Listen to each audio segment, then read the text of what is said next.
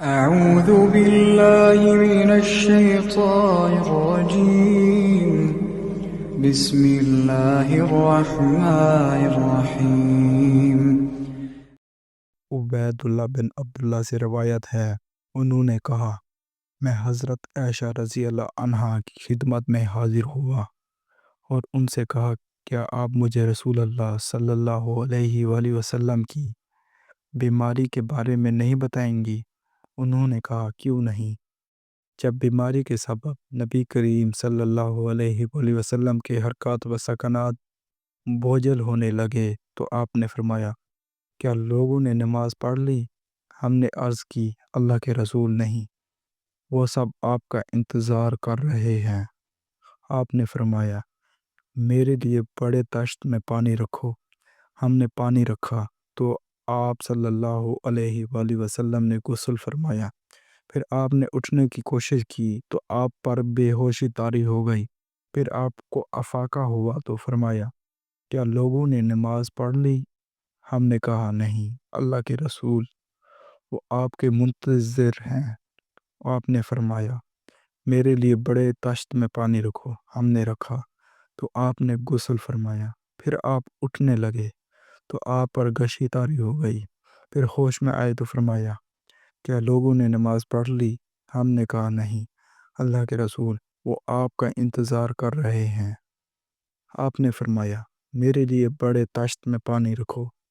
ہم نے رکھا تو آپ نے غسل فرمایا۔ پھر اٹھنے لگے تو بے ہوش ہو گئے۔ پھر ہوش میں آئے تو فرمایا، کیا لوگوں نے نماز پڑھ لی؟ ہم نے کہا، نہیں، اللہ کے رسول اور رسول اللہ صلی اللہ علیہ وآلہ وسلم کا انتظار کر رہے ہیں۔ حضرت عائشہ رضی اللہ عنہا نے فرمایا، لوگ مسجد میں اکٹھے بیٹھے ہوئے عشاء کی نماز کے لیے رسول اللہ صلی اللہ علیہ وآلہ وسلم کا انتظار کر رہے تھے۔ حضرت عائشہ رضی اللہ عنہا نے فرمایا، پھر رسول اللہ صلی اللہ علیہ وآلہ وسلم نے ابو بکر رضی اللہ عنہ کی طرف پیغام بھیجا کہ وہ لوگوں کو نماز پڑھائیں۔ پیغام لانے والا ان کے پاس آیا اور بولا، رسول اللہ صلی اللہ علیہ وآلہ وسلم نے آپ کو حکم دیا ہے کہ آپ لوگوں کو نماز پڑھائیں۔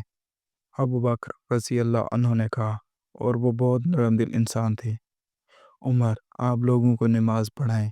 عمر رضی اللہ عنہ نے کہا، آپ ہی اس کے زیادہ حقدار ہیں۔ حضرت عائشہ رضی اللہ عنہ نے فرمایا، ان دونوں ابو بکر رضی اللہ عنہ نے لوگوں کو نماز پڑھائی۔ پھر یہ ہوا کہ رسول اللہ صلی اللہ علیہ وآلہ وسلم نے کچھ تخفیف محسوس فرمائی تو دو مردوں کا سہارا لے کر، جن میں سے ایک عباس رضی اللہ عنہ تھے، نماز ظہر کے لیے نکلے۔ اس وقت ابو بکر رضی اللہ عنہ لوگوں کو نماز پڑھا رہے تھے۔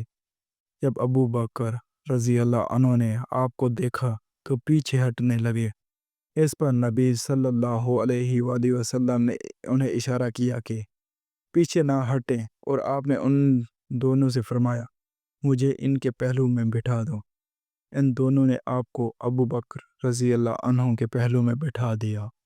ابو بکر رضی اللہ عنہ کھڑے ہو کر نبی صلی اللہ علیہ وآلہ وسلم کی اقتداء میں نماز پڑھ رہے تھے، اور لوگ ابو بکر رضی اللہ عنہ کی نماز کی اقتداء کر رہے تھے، اور نبی صلی اللہ علیہ وآلہ وسلم بیٹھے ہوئے تھے۔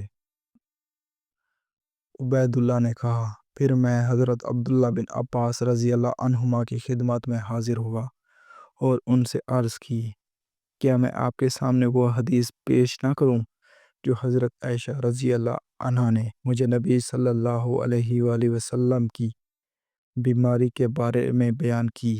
انہوں نے کہا، لاؤ۔ تو میں نے ان کے سامنے عائشہ رضی اللہ عنہا کی حدیث پیش کی۔